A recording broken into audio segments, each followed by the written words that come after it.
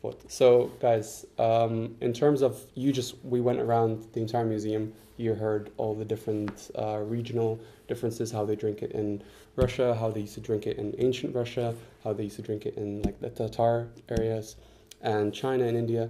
What about your given country? For instance, in Iran, how do you traditionally drink your tea? Mm-hmm. So let me first thank you guys for having us here and for this friendly atmosphere. It was so interesting to have this excursion here. And there was this thing I wanted to say about samovar and about fingan because we have total the same things in Iran. And traditionally, like in our grandparents' home, we drink it with the help of samovar and with finjan. But if I'm going to talk about the most delicious tea you can find in our country, Iran, in like the northern regions near Khazar Sea or Caspian Sea as it's called in English, there is actually the most delicious tea you can find in that region actually. And in terms of drinking, I don't think there's so much difference between us and like how we serve it and how we drink it. Do you drink it in like traditional glasses that are like finjan, like that wider cup, or do you drink it in a more like normally we just use the glasses. Glasses. Yeah. Like the Moroccan but ones. we Like also have finjan with this, with actually the different pronunciation. You say fingan, you say finjan. Yeah, different dialects. Yes. Okay. And would you drink it as a concentrated tea and then dilute it with hot water like we do in Russia? Because here it's only hot water. You boil the water and then you have a separate pot and then you dilute the very concentrated tea with the hot water in samovar. It depends on the taste, but mostly we dilute it with water, as you say. You drink it with water. And do you drink mostly black tea, of course, right? Yeah, mostly black tea. Black tea. Yeah. Okay. There's also another thing I wanted to add. We have this thing, we call it like nalbeki. I don't know how to translate it. It's called, it's like a plate we place under the cup. I didn't see something like that here, but something like that. Like kind of a plate. Under each cup? Or? Under each cup, yeah, it's like that. Okay. So this one is, we call it nalbaki. Yeah. And in kind of, if you find yourself in grandparents' home, so it's a kind of a traditional way to pour the tea from your glass, from your chasha, from your finjan into the nalbaki, and then drink it with the help of this plate. So it's like cooler? A kind of friendlier. Yes, it makes it cooler. Yeah.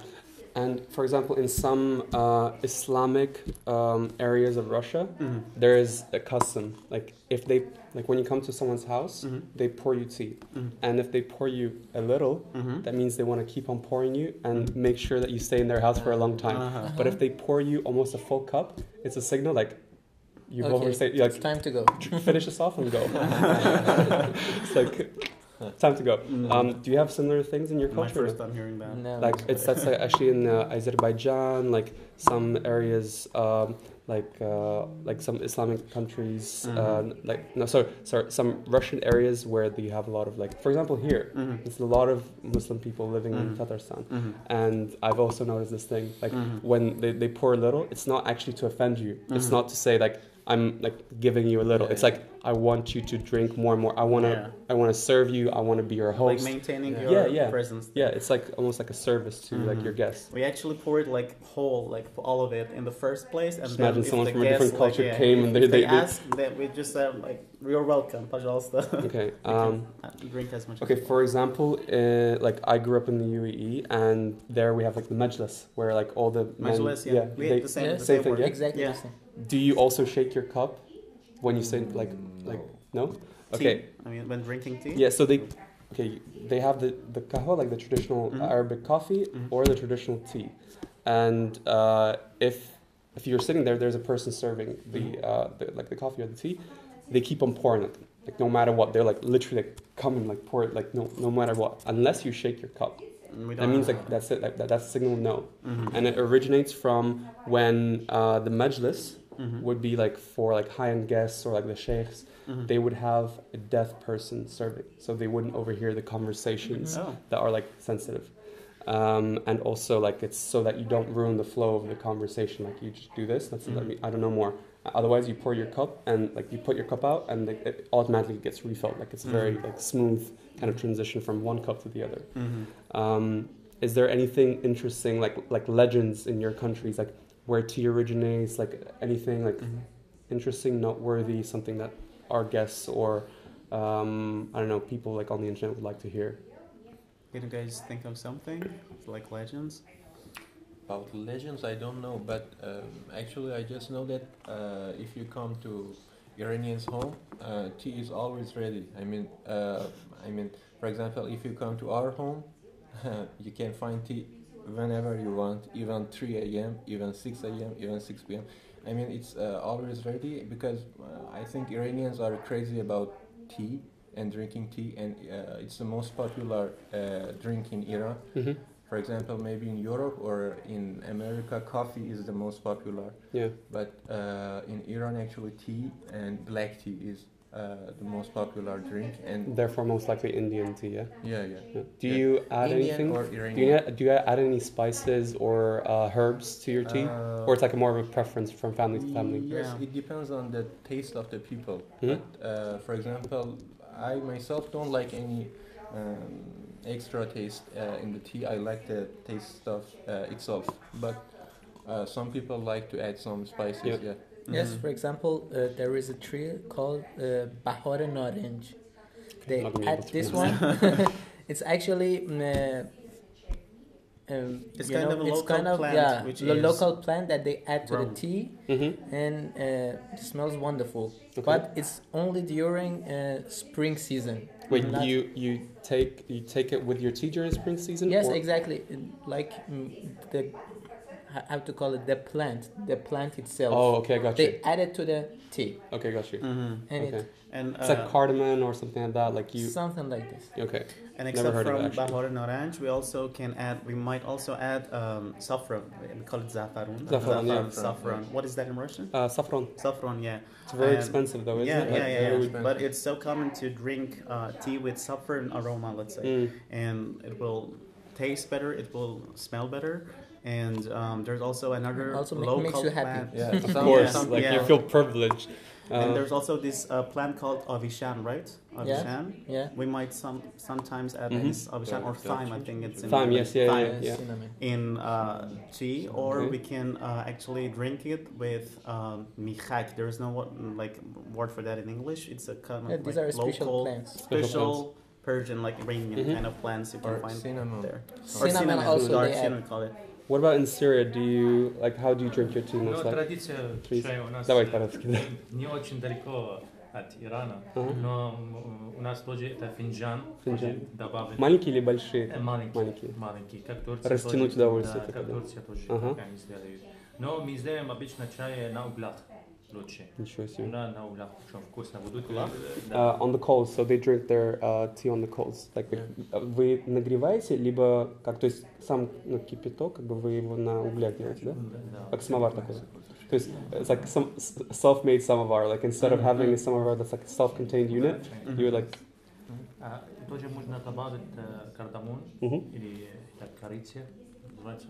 Корица. Очень вкусно и крепкий чай. Крепкий чай. Да. У нас тоже это традиция, когда человек надо так сделать, что... То же самое, да? Да. Мгм. Блин, Одинаково хорошо. тоже. На самом деле арабский мир, у него как бы много связей, как бы из-за Да, и торговли, человек из-за да. тоже он глухой, который Да, да, да, сидит, да, да, надо So так. they have the same thing like I told about the Emirates in terms of the Majlis traditions, like in terms of having a deaf person shaking the cup. In Syria, it's the same thing, so Вот. overlaps. Да, у меня вопрос Да. для ребят из Ирана. Это Я- сказка, я думаю, если это правда или нет.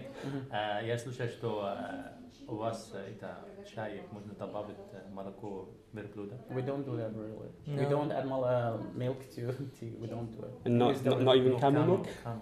Camel milk. common milk. We don't really drink tea with milk. Cow milk, no, never. I mean, in the Emirates, for example, in Dubai, they have a lot of camel milk.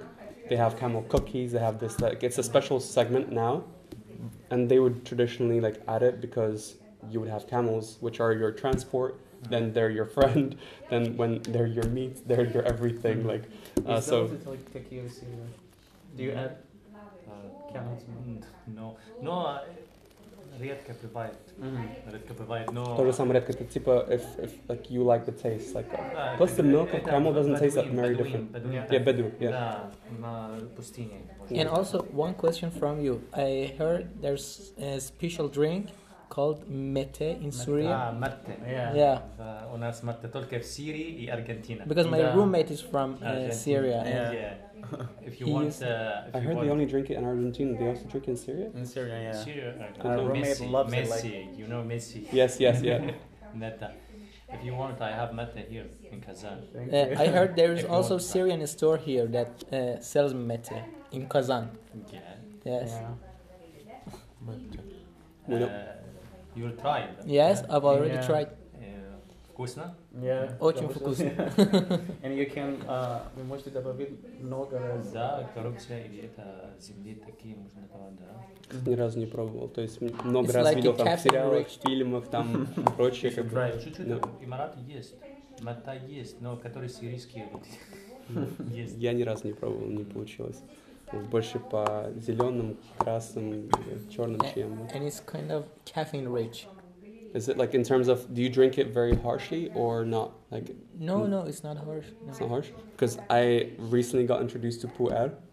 It's like a Chinese tea that it's like the process of making it, the fermentation, the storing. It's like old pu'er is like old vintage. It's like there. I had actually recently 18 years old pu'er.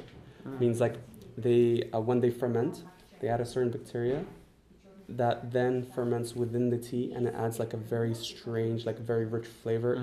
Usually it's like very earthy, like it tastes like a bit of like as if you're drinking like raw earth.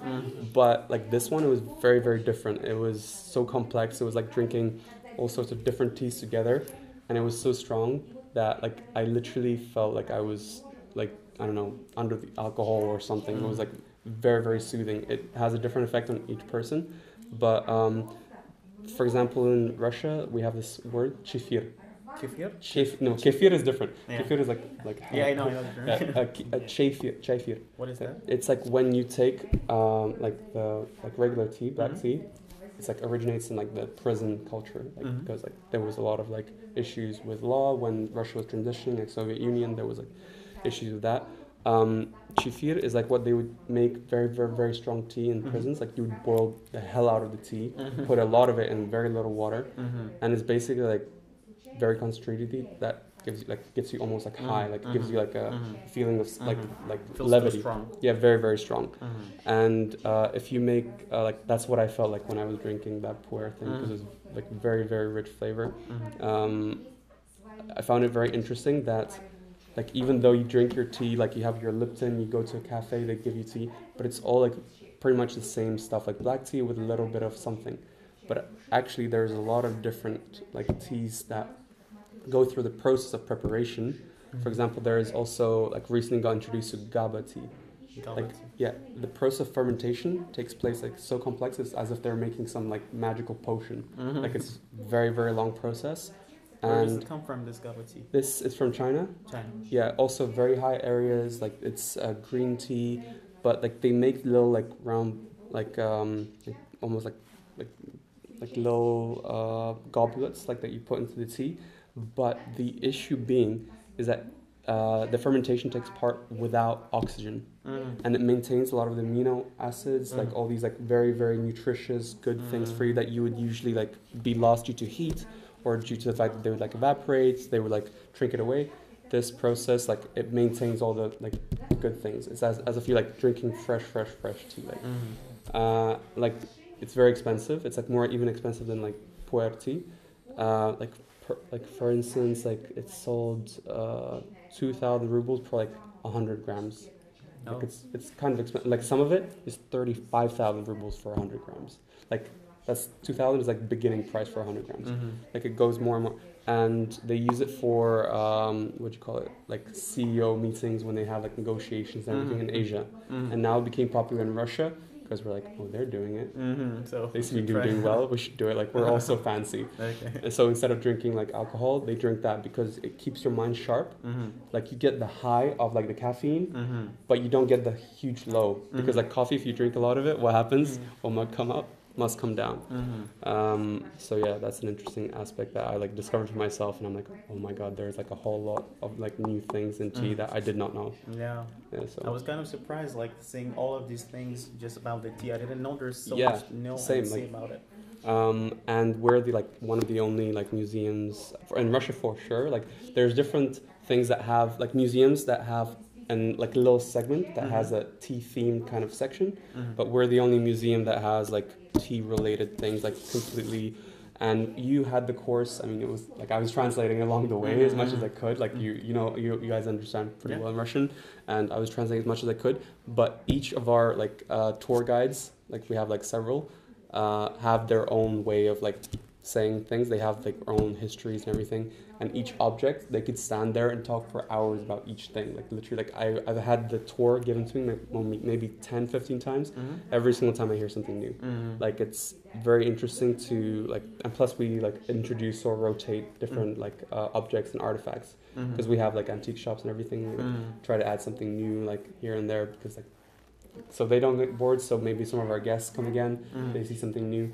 And, yeah, tea is a very integral part of our cultures, as we discovered. Is there anything that is a funny story that you can tell about tea, or tea ceremonies, because a lot of things happen when you're drinking tea? Maybe anything interesting? Actually, one of the funny and maybe strange thing that I saw in Russia was that when I came to Russia, it was my first time 3 years ago when I came to Russia to study here. When I went to some restaurants or cafe, I saw that people drink tea with food. I mean, for example, they drink tea with their lunch or dinner, and it was so strange for us. I mean, because, for example, in Iran, we drink tea only with breakfast, not with dinner or lunch, or not with food. Maybe after the lunch, not with the lunch.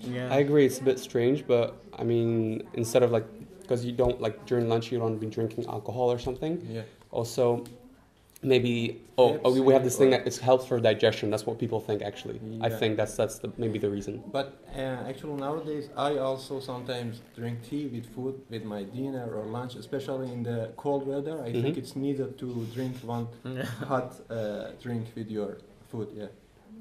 And okay, that's cool. it. Anything else? Anyone?